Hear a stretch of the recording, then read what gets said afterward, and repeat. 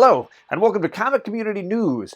This is the important show that lets you know about all kinds of things happening in the comic book community, whether that's the speculation market and where books are going these days, or whether that's reviews of the books that you want to find and read on your shelves, or whether that's the books that are coming out next week that you don't want to miss. Stick around because we got it all for you.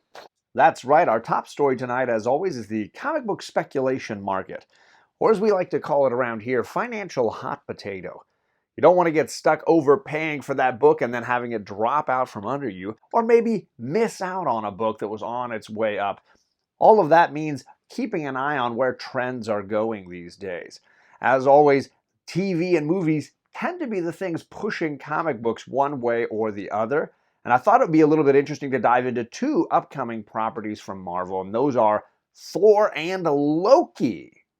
That's right, with the TV series Loki dropping now, and with the upcoming Thor Love and Thunder film on its way, a lot of speculation is happening versus what books might go up and what books are worth nothing. And I've got a few books I want to highlight for you, let you know kind of where they are, and give you an idea of maybe some sneaky books that are under the radar a little bit. Let's start off with the history of some of these characters. Journey into Mystery, 83. 84 and 85, those original great classic stories where we first got Thor, Jane Foster, and Loki. Three of the most iconic characters in that Odin universe, and now all three of them playing a pivotal part in upcoming Marvel properties. Back in 1962, these comic books first emerged onto the scene, and since then, of course, these characters have been immensely popular. But that doesn't mean that they're necessarily the books you should be hunting for, because obviously these are mega grail books. So most of us, me included, aren't going to be able to ever afford these books. But that's a nice place to start thinking about where did these characters then go. A lot of the speculation early on when it came to the Loki TV series was Kid Loki, first appearing in Thor issue 617, or maybe Lady Loki, who in one iteration or another first appeared in Thor Volume 3, issue number 5. Both of these I kind of question on whether they're going to be a long-term holds versus short-term gains. Personally, I don't see these books being long-term books. I don't imagine that after we see Kid Loki, this book is going to last forever. The chances of us continually seeing Kid Loki in future iterations of these films don't seem really great. And then, of course, female Loki, even in this version, which is technically him taking over the body of Lady Sif, I feel like this isn't a long-term play either. On the Thor Love and Thunder side, a lot of people are speccing on the early Jane Foster books. And I want to highlight, of course, that I am a big fan of the Jason Aaron run. I think there's a ton of great story here. I highly recommend that if you haven't read it, you should totally check it out. It's a really entertaining read, going all the way back to God of Thunder, when we have Thor sort of starting to question whether his power is really a good thing or not, dealing with Gore the God Butcher, and then segueing into this version of Thor as Jane Foster. So this is issue number 1 of Thor from Jason Aaron, and this is the book that most people are speccing on, and I would give this one a nice green light because I still think this is an undervalued book. In a 9.8, this is running around $300, give or take, depending on when and how you're buying it. I still think that's pretty low for this book, and I could see it going a lot higher. People have started speccing now on issue number 2 because they're saying that maybe that's more of a full appearance. I don't know. She's in this one. She talks. You see, it's a little crazy to call it a cameo, but hey, that's where the market's going. There's also issue 25 of the previous run when she is clearly in the spread page as well. And I think that's a pretty underrated, valuable book on top of everything else. So depending on where you're looking, there's a lot of great Jane Foster as Thor early appearances. I am also a huge fan of issue number 8. This is when it is revealed that it's Jane Foster as Thor, and I think this is an underrated, undervalued book as well.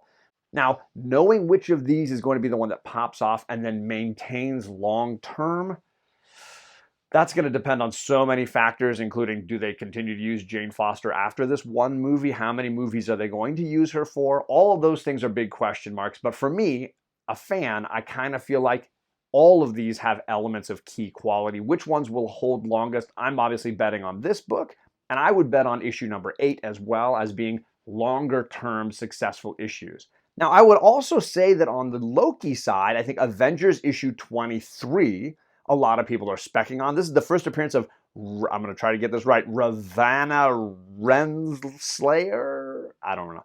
So this character is connected to Kang. She is connected to time travel and is rumored to be cast already and appearing in the Loki show. Now, first episode of Loki is probably already aired by the time you're watching this, but that character could end up being something more interesting long term. This is Avengers 23, huge early Avengers, great book. If you can get Avengers 23 and get it for a good price, yeah, do that. Also, a lot of people talking about West Coast Avengers 62. This is the first appearance of the Timekeepers. And a lot of people are speculating that Owen Wilson and his crew are probably part of the Timekeepers, and that Ravenna and Kang are going to all sort of tie together into what Loki did. So this is a book people are specking on. Obviously, there's a ton more copies of something like West Coast Avengers 62 than Avengers 23, but both, I think, could end up being some short, even maybe long-term plays as far as investment goes. Personally, me, I don't know anything about these issues, so I'm not hunting these, but if you're looking for something fun at your shop, these are books maybe you can keep an eye out for. So that's it as far as my Loki and Thor spec watch. I will say I'm a big Jason Aaron fan, and first and foremost, I am a reader of these books. I think you can get a lot of entertainment out of them. On top of that, if these books hold long term because of a good movie or show, that just makes them more interesting to me. You go and find the books that are meaning something to you. If I missed out on a great book that you think people should be watching for, please leave it in the comments. I always love hearing your ideas. And now back to some reviews. John.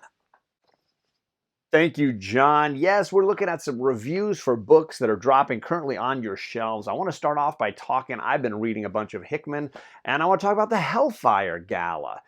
Last week, there were 3 issues that dropped as far as this Hickman event goes. I was a little underwhelmed by them. I feel like this is not an event shaping up to have a lot of action, more espionage, spy, behind the scenes kinds of things, and as usual, a fair dose of Hickman comedy. So far, I am not impressed. I'm hopeful that the books dropping this Wednesday had a little bit better of a story, a little bit more action, and hopefully better twists overall. But I was a little underwhelmed by Hellions, Marauders, and the other one that I can't even remember now. But let's get on to some indies. I read Out of Body from Aftershock. I thought this was a pretty solid issue number 1. Haven't decided if I'm going to get issue 2 yet, but I did like the premise and the art style a bunch. This has to do with a man who has been put into a coma and is on the brink of life and death, and he connects to a telepath, a sort of a mental projection artist, a woman who is able to connect with the dead and those on the other side. And she is now guiding him a little bit so that he can then discover what happened, because he can't remember how he got in this coma. There seems to be some violence or maybe even a potential murderer involved. So he's trying to solve this mystery with her help. I like the premise. I like the mystery elements. I just don't know if this is going to be something great or if it's just a simple premise that's going to fall apart. So I'm curious, and I will probably glance at issue 2 before I guarantee that I'm buying it. But that's Out of Body from Aftershock, issue number 1. The other book is from DC, and I want to talk a little bit about Green Lantern issue 3.